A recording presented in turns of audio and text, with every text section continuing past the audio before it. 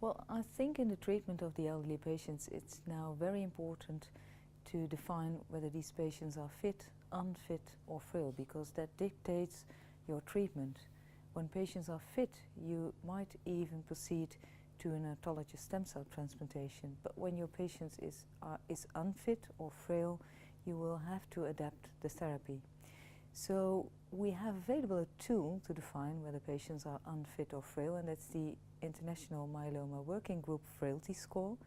It was developed in Italy by Antonio Palumbo using 3 clinical trials, and in these trials patients were treated with novel agents, and the factors were searched for that were related to overall survival. And these factors were age, the activities of daily living, the instrumental activities of daily living, like doing your finance or handling your phone, and the number of comorbidities. So based on the strengths of the association between these factors and overall survival, a score was assigned, and then an analysis was performed, a multivariate analysis, and they provided us with the IMWG frailty score. So when you don't have any factor, you're fit. When you have one factor, you're unfit.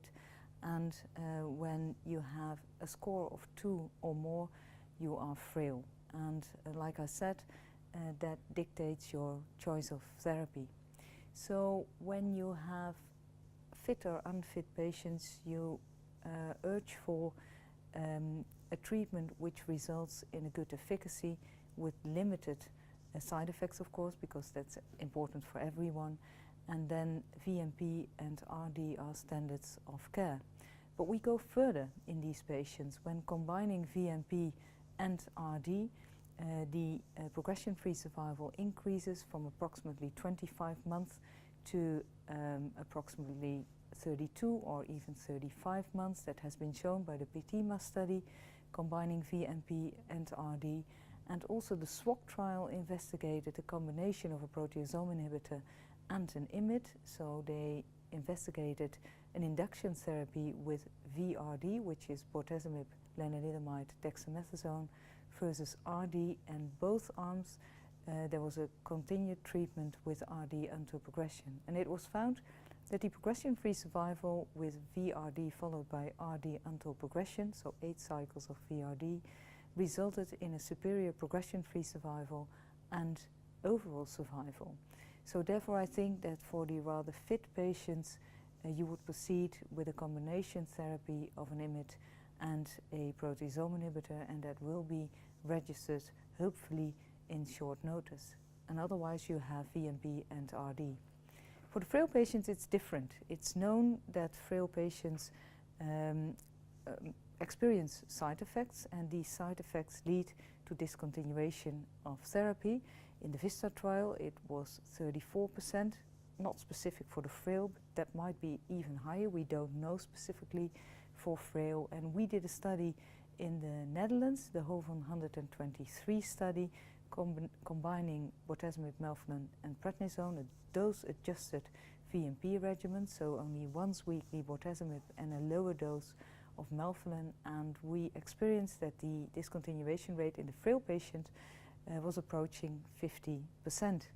So when you combine these figures with the studies of the PETIMA trial investigating a once weekly based VMP regimen for 6 cycles followed by maintenance therapy for 3 years, every 3 months 1 cycle of bortezomib, it might be that in the frail patients we better start with only 6 cycles of VMP followed by maintenance therapy with bortezomib in order to get the cumulative dose of bortezomib and not losing efficacy.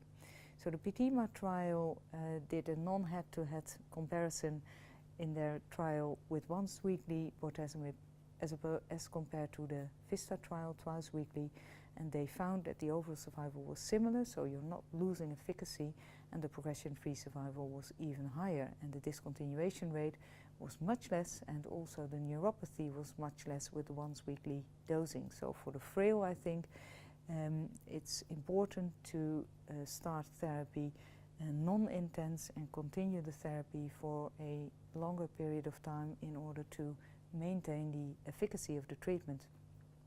Of course, there are novel directions in the patients unfit and frail, and I think it's very important that now we have monoclonal antibodies available, either against SLAM47 or against CD38, and also the immune checkpoint inhibitors are increasingly being investigated in the relapsed multiple myeloma setting, and will also be of value probably for the unfit and frail patients, because the side effects are limited, especially with daratumumab. We know now that the side effects in the elderly patients are limited. We know that from the studies in the heavily pre-treated patients, in whom the elderly patients didn't experience more side effects as compared to the younger patients.